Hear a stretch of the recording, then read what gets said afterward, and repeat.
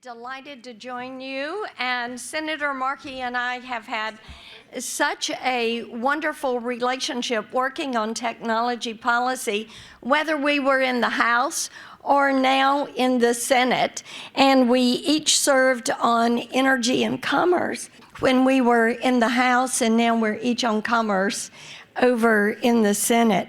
So we are looking forward to a good year, and I am so pleased to be with you all. I appreciate the Internet Education Foundation and the great work that they have done on these issues. And of course, we have a new Congress, so that means a new set of priorities and the ability to move forward on issues that are important to you all. We know that much of this is going to apply to tech policy, and we are looking forward to backing away from some overhanded regulation like net neutrality and to focus on access, innovation, and investment that will, we hope, foster growth and innovation on the internet. I do want to talk about a couple of the things that we are going to focus on as we work to establish standards and safeguards and ensure safety in the virtual space, especially when it comes to protecting our children, and certainly in this day and age when it comes to addressing cybersecurity. We know that as we look at innovation, it is imperative for America to stay at the forefront of critical and emerging technologies like AI, quantum, and spectrum. So let me start with children's online safety. As you all know, Senator Blumenthal and I have spent the last 4.5 years working on the Kids Online Safety Act to put in place what is necessary to protect our children in the virtual space. And we have been so pleased to be joined by 91 of our Senate colleagues. We have a majority in the House. We are working with House leadership to make certain we can get this bill through in the House to provide the toolkit that is necessary for our children to be safe in the virtual space so that kids and parents have the tools that are necessary to protect them.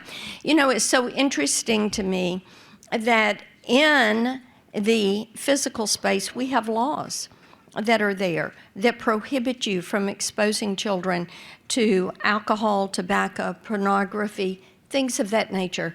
But that does not exist in the virtual space. And because of that, children are inundated 24/7, 365 with these exposures. So it is going to be so important that we continue this push and that we move forward with this. I had talked with a mom last year whose 17-year-old son died because he got what he thought was a Xanax, and it was fentanyl. And this was a star student, a standout athlete who took one pill. And as she said repeatedly to me, one mistake ought not to be a death sentence. But we are seeing that happen over and over. The pill came from someone he met on Snapchat. Think about the devastation that is there. Also, last Congress, the REPORT Act was signed into law by President Biden. This is legislation that Senator Ossoff and I worked on together. And what it did was to require these big tech platforms to report crimes against children involving sex trafficking, grooming, and enticement for sexual acts, and report all of that to NCMEC.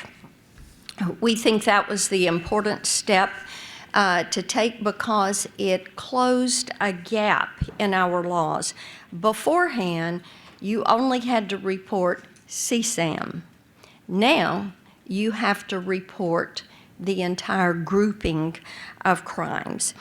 We know that it is going to be imperative that we continue to move forward to push the Kids Online Safety Act to get that signed into law, because if we don't, then you're not going to have that toolbox. Parents are not going to have that toolbox that will help them to identify these harms. So progress was made last year, but still getting that Kids Online Safety Act across the finish line is going to be an imperative. And I will tell you, as Senator Blumenthal and I have held hearings, as we have worked with parents and physicians and teachers and principals, they have pointed out repeatedly the importance of putting this responsibility on the technology platforms to have that duty of care, to have that standard, and to take the steps that are necessary to protect children in the virtual place. That is why the REPORT Act was important to get signed into law this year, and we're grateful that President Biden did that, and it is why COSA has to be finished this year. Let me move to cybersecurity, because this is one of the big issues that you're going to see us focused on at Commerce Committee. As you know, I'm going to lead Consumer Protection, Data Security, Commerce, and I'm going to lead Privacy and Technology at Judiciary Committee. And we all know that you cannot have national security unless you're going to be aggressive with cyber security. We also all saw what happened with Salt Typhoon, and we saw how the Chinese communist hackers infiltrated our U.S. systems and telecom companies, and they gathered text messages, phone numbers, IP addresses, and a tremendous amount of PII.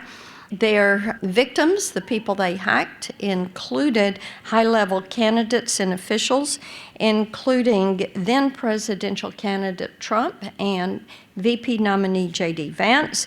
And these attacks represent some of the greatest threats to our nation's security. One of the biggest vulnerabilities that we have is with our wireless routers, which were potential entry points for the Salt Typhoon hackers. Tens of millions of families and small businesses across the country use wireless routers as their primary access point to the internet.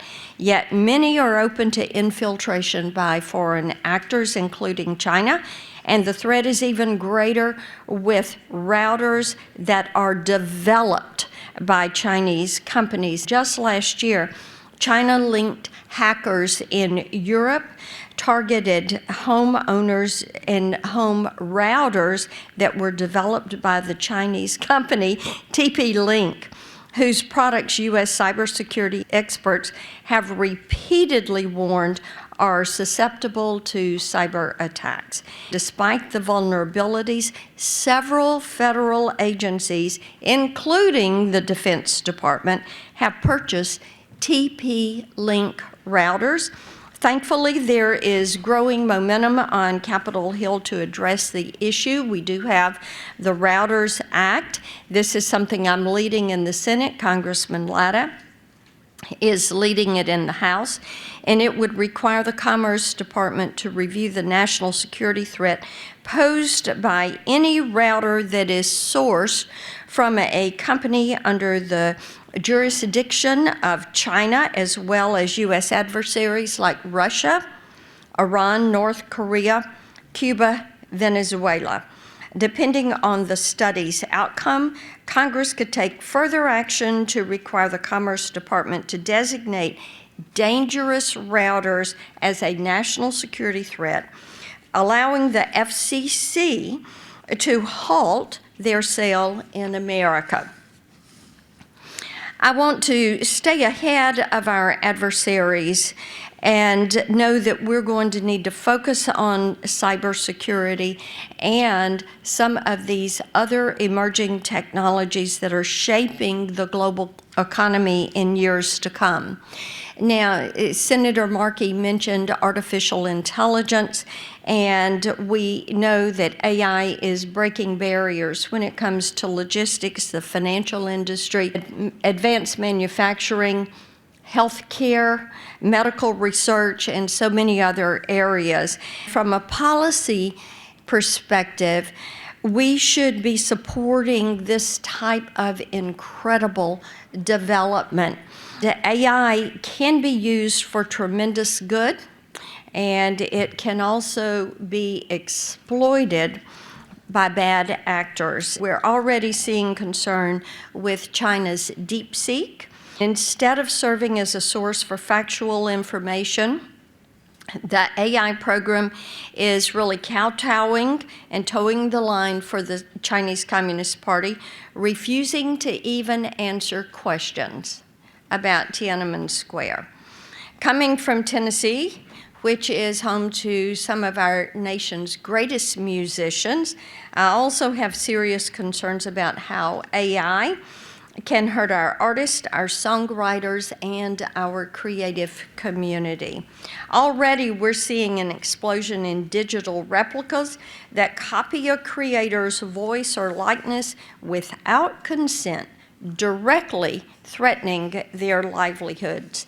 That's why, along with Senator Coons, Klobuchar, and Tillis, I introduced the bipartisan No Fakes Act, which would hold individuals or companies liable if they produce an unauthorized digital replica of an individual or of a performance. You may also remember that Tennessee took many of these provisions and they put in place a state law, the Elvis Act. They were the first in the country to do that.